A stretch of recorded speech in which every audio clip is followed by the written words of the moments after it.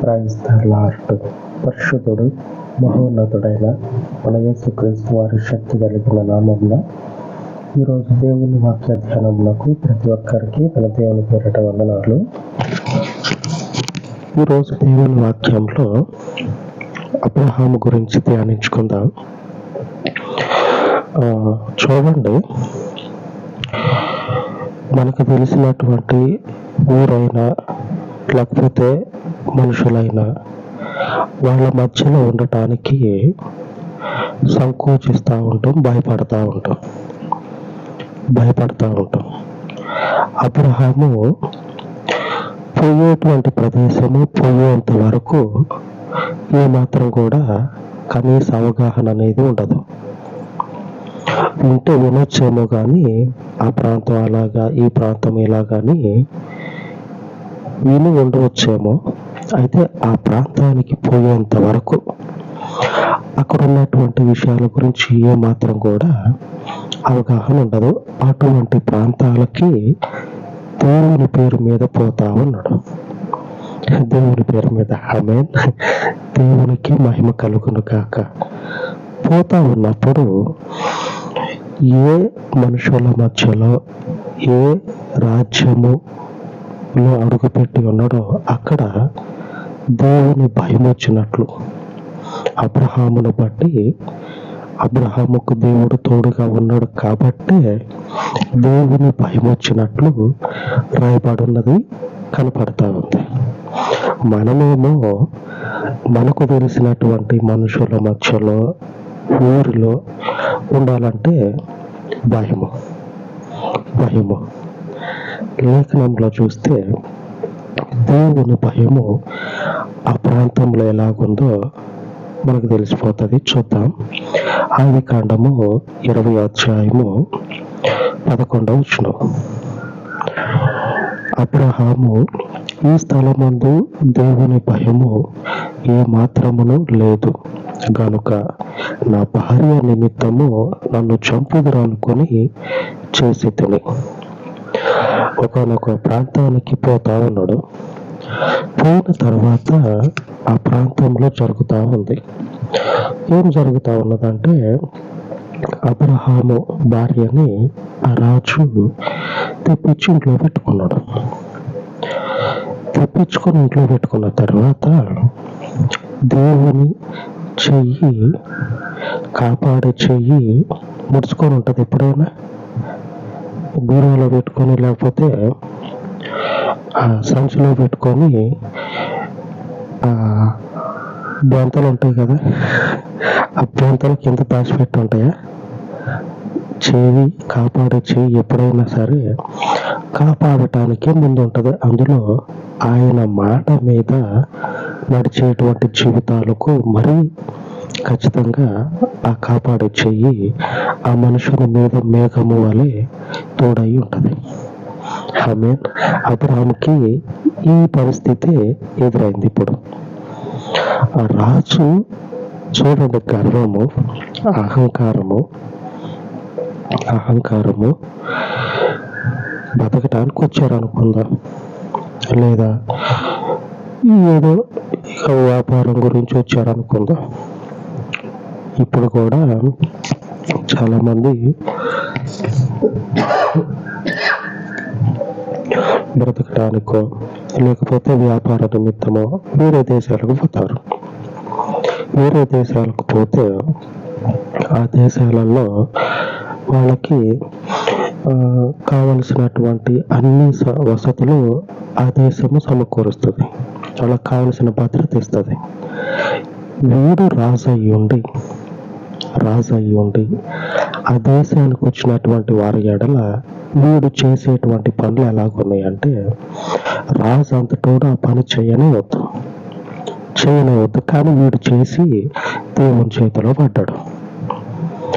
దేవుడు వచ్చి వానికి ఖచ్చితంగా, అంటే వానికి గొంతు పట్టుకున్నట్లుగా అయిపోయి చేతులు తీయమని దేవుణ్ణి బతిమలాడుకుంటా ఉన్నాడు.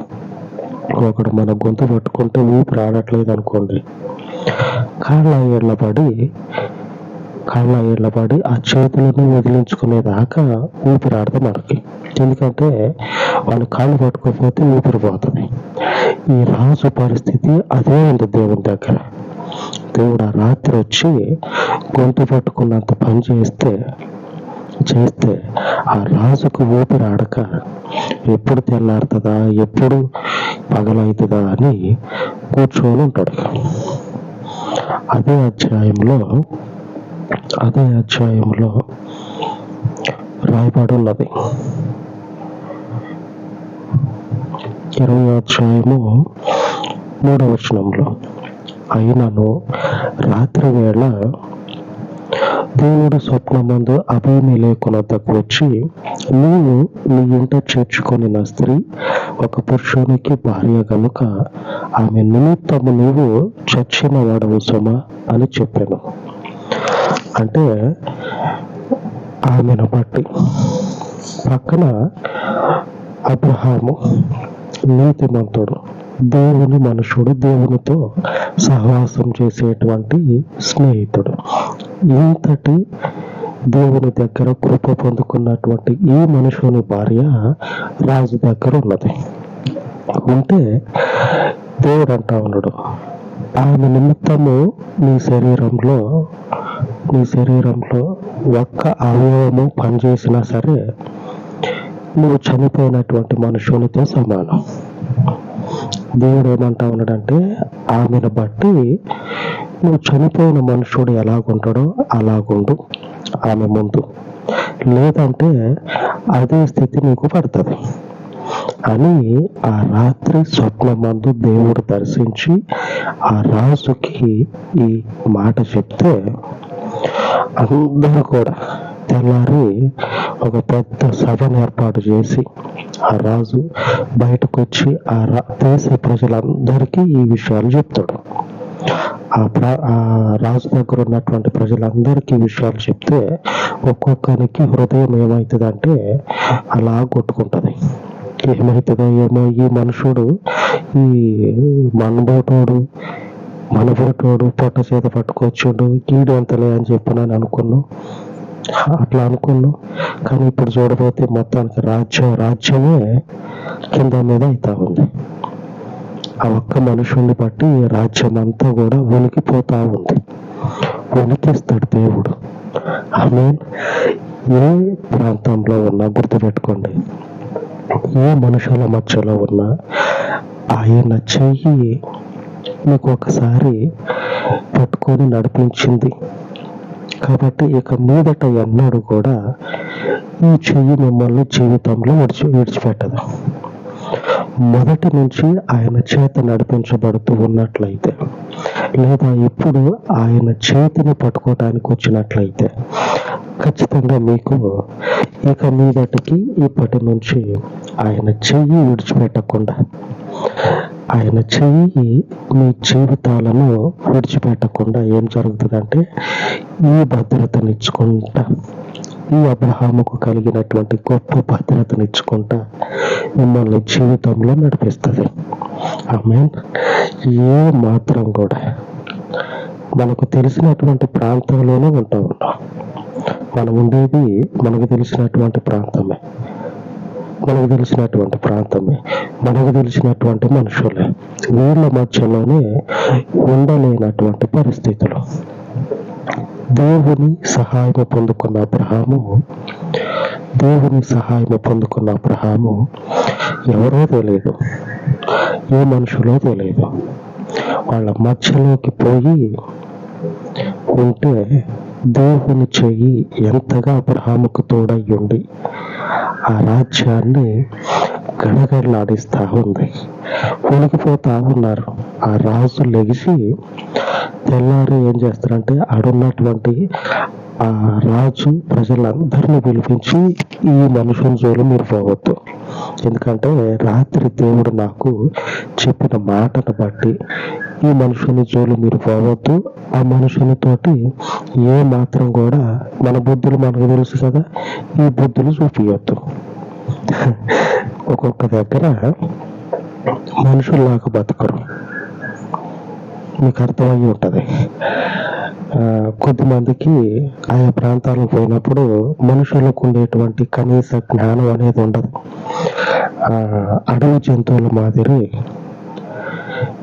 ఈ మనుషులము అనేటువంటి ఆ జ్ఞానాన్ని మర్చిపోయి, ఆ వివేకాన్ని మర్చిపోయి జంతువులాగా ప్రవర్తిస్తారు.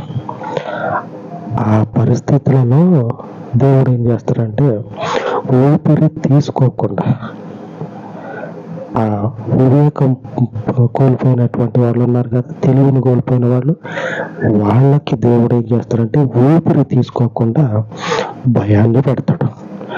మన నిమిత్తము దేవుడు ఏం చేస్తాడంటే మనము నిలిచినటువంటి వాళ్ళ యొక్క ఊపిరి అనేది ఆడకుండా చేస్తాడు.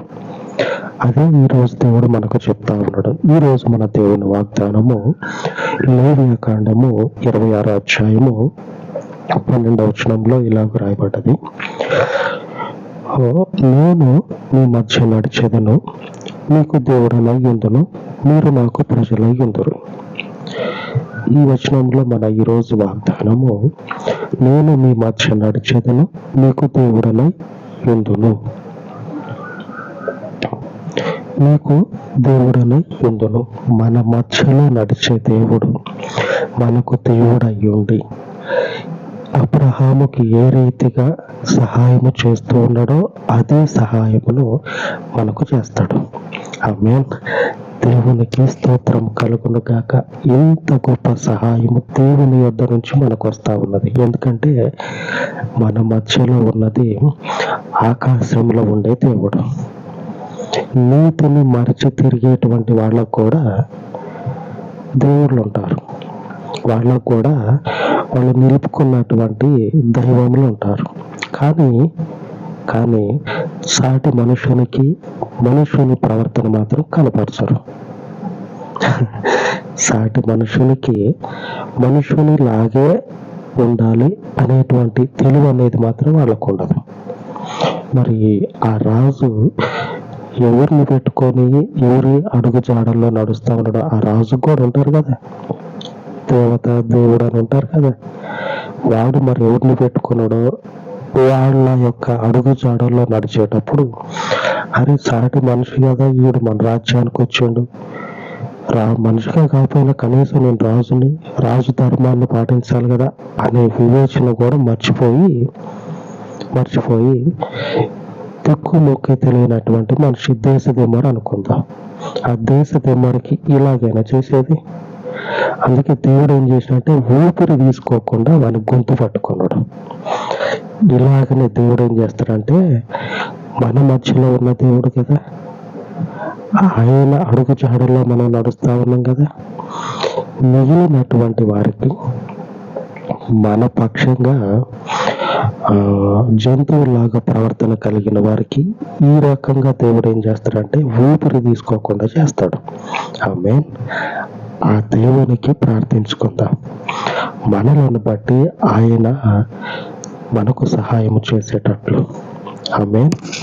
ప్రార్థించుకుందాం. పరిశుద్ధుడా, పరలోకపు తండ్రి, నీ వాక్యము సెలవిస్తా ఉన్నది, నీ యందు భయభక్తులు కలిగినటువంటి వారికి వారి జీవితాలలో కృపను, భద్రతను, సంరక్షణను, అయ్యా జంతువులను పోలినటువంటి స్వభావము కలిగిన మనుషుల మధ్యలో నీ గొప్ప కాపుదలను అనుగ్రహించువాడవని అబ్రహాము జీవితంలో నీవు తెలియజేస్తూ ఉండగా, ఈ జంతువును పోలిన ప్రవర్తన కలిగిన అయ్యా ఇదిగో ఈ మనుషుల మధ్యలో నీ ప్రజలు నివాసము చేస్తూ ఉండగా నీ బిడ్డలకు తగిన కాపుదలను, సంరక్షణను అబ్రహాముకు తోడై ఉన్న రీతిగా అనుగ్రహించమని, ఎందుకంటే అబ్రహాము సంతానమై ఉండి నీ సన్నిధిలో ప్రార్థిస్తూ ఉండగా మీ కుడి చేతిని మీ బిడ్డలకు తోడుగా ఉంచి దినమంతయు మీ కృపల వర్తిల్ల చేయమని, సమస్త మహిమను మీరు కలుగ చేసుకోనమని యేసు నామమున వేడుకొనుచున్నాను తండ్రి.